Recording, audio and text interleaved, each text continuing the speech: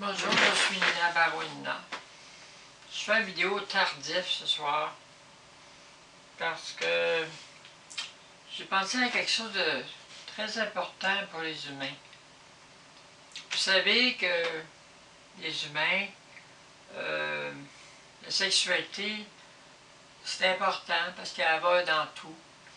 Elle va dans vos relations, dans les communications non verbales, dans les communications, dans la manière de vous habiller, dans les manières, des conventions, des stéréotypes sociaux. Qu'est-ce qu'une femme doit faire, qu'est-ce qu'un homme doit faire pour être accepté socialement, avec des degrés de marginalité des fois, quand la personne est très connue, mais quand même, il y a des conventions que les humains adoptent pour différencier les genres.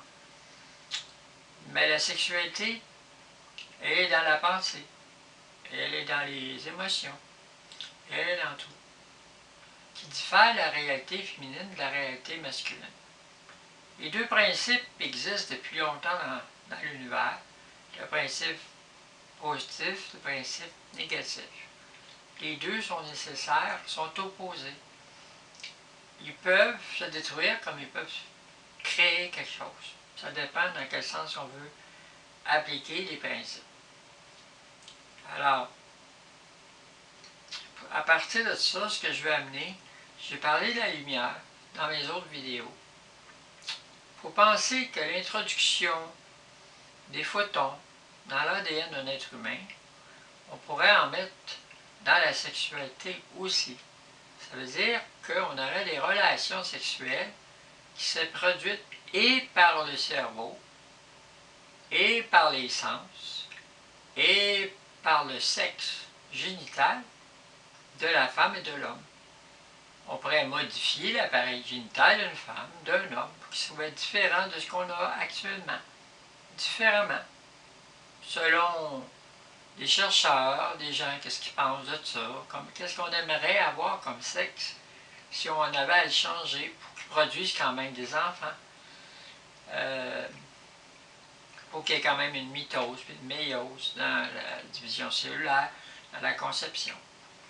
Alors, c'est sûr que si on arrive à faire des sexes qui ont de la lumière, ça veut dire que la relation sexuelle ne se fait plus juste dans la matière, mais se fait aussi dans la lumière. Ça devient intéressant parce que si on travaille avec la lumière, c'est qu'on peut travailler avec la lumière à distance. Ça veut dire que quelqu'un peut être à Paris, avoir une relation sexuelle avec quelqu'un au Canada. Et puis, c'est une vraie relation sexuelle, exactement comme la matière, mais elle se fait par la lumière. Par de la lumière qui est envoyée par toutes sortes de processus d'une place à l'autre. Ça peut être des lasers, ça peut être l'électricité qui est changée en lumière, ça peut être n'importe quoi. Mais c'est des connexions de lumière qui se font. C'est-à-dire, la transmission peut se faire par n'importe quel procédé, mais au bout, ce qu'on appelle le output, la sortie, est en lumière, puis l'autre personne le capte en lumière, et envoie en lumière, et retransmis dans l'autre sens en lumière, par un procédé quelconque. Donc, ça veut dire qu'on pourrait avoir des relations sexuelles à distance, puis à ce moment-là, on pourrait aussi créer des êtres, des avatars, qu'on appelle, c'est des êtres, des copies de soi, ou des êtres créés par des compagnies qui sont des personnes bâties, des créations